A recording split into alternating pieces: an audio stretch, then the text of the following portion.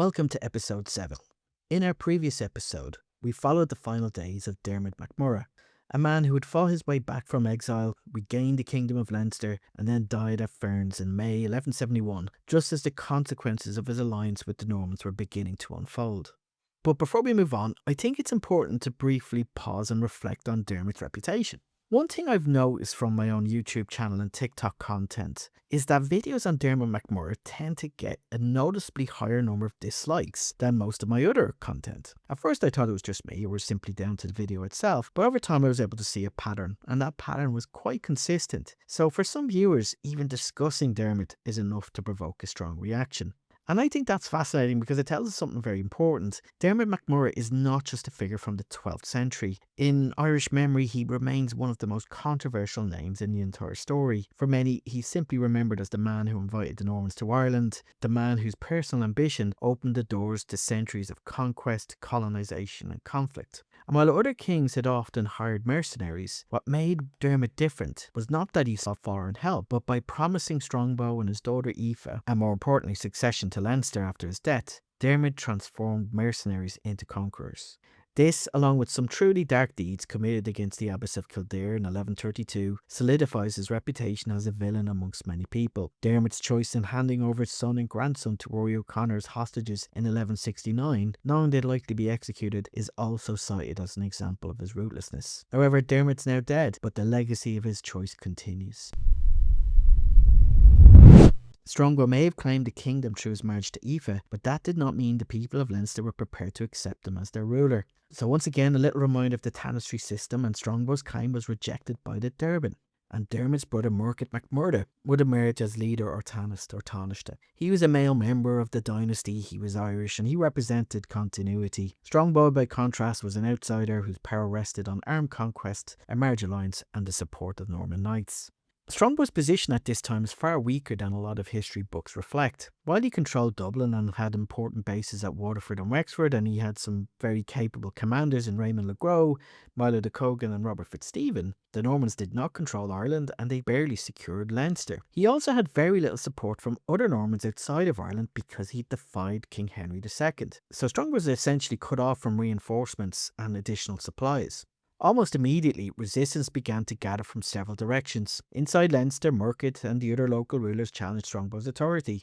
Outside of Leinster, Irish kings who'd previously opposed Dermot now saw an opportunity to contain the Norman threat before it became permanent. And in towns, especially Dublin, the Norse-Gaelic population had its own reason to resist. Dublin had been taken by Dermot and Strongbow in 1170, but its former king, Ascall Mac Torcaill, who had escaped, hadn't given up hopes of returning.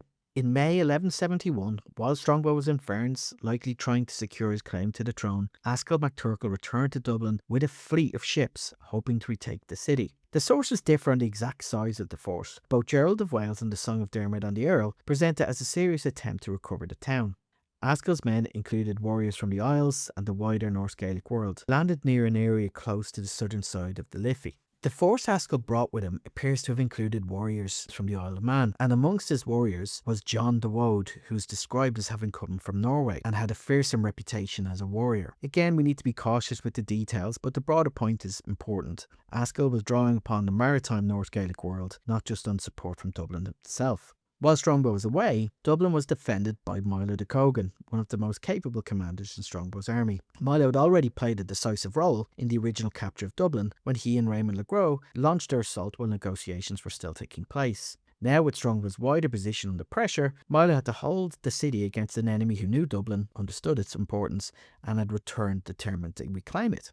The fighting seems to have centred around the eastern approaches to the city, near St Mary's Gate. The Song of Dermot and the Earl presents John de Wode leading attack in close formation towards the gate, while Milo and his men came out to meet the assault. The source describes John as a formidable axeman who killed several of the defenders before he himself was cut down by Milo de Cogan. As with many medieval battle accounts, the details may be embellished, but the scene gives us a vivid picture of hard fighting outside the walls of Dublin. Once John de Wode was killed and the attack began to collapse, Ascall's force was driven back. Sources claim that many were killed on land and others drowned while trying to escape back to their ships. Again, the numbers are probably inflated, but the result is clear. The attempt to retake Dublin by the Norse had failed completely.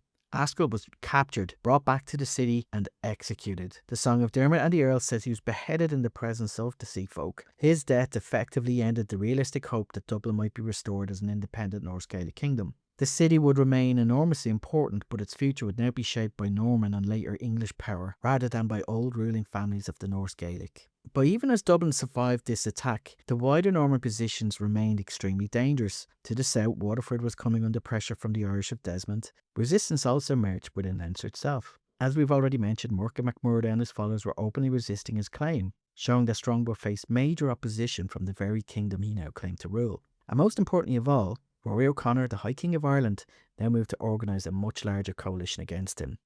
Rory had already shown that he understood danger posed by Dermot's alliance with the Normans, and he could not afford to treat this as a local dispute anymore.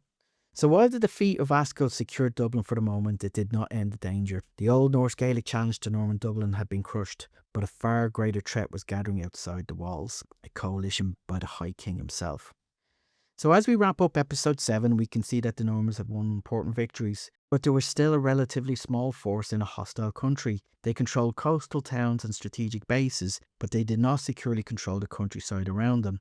In fact, their greatest test was still to come, because outside the walls of Dublin, a much larger storm was beginning to gather.